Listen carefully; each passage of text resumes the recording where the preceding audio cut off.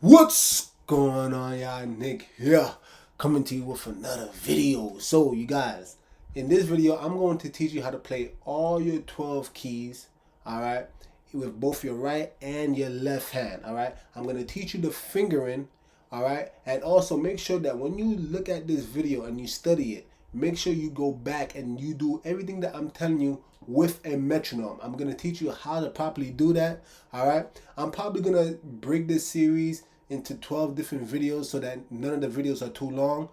All right, if we're going to continue using the circular fifths, from B we're going to go down to F sharp. All right, bear in mind the rule that I've taught you in the last video. You usually want your ring finger on F sharp, your middle finger on G sharp, and you want your index finger on A sharp. That's usually the general rule of thumb when it comes to the piano, and vice versa. If you're using your right hand, you want your index finger on F sharp, middle finger on G sharp, and you want your ring finger on A sharp. All right, just something to keep in mind as we go forward. All right, but let's just get at it. This is the left hand.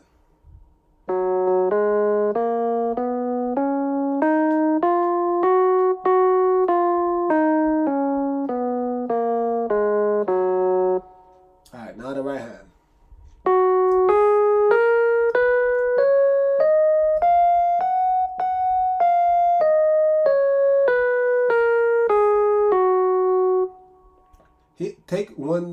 Take this into consideration as well, because I mentioned what you should do for F sharp, G sharp, and A sharp. I did forget also what you should do generally speaking when you're doing C sharp and D sharp. So with the left hand, usually you want your middle finger on C sharp and you want your index finger on D sharp. With your right hand, you want your index finger on C sharp and you want your middle finger on D sharp. All right, so just bear that in mind. Now let's actually play this with the metronome.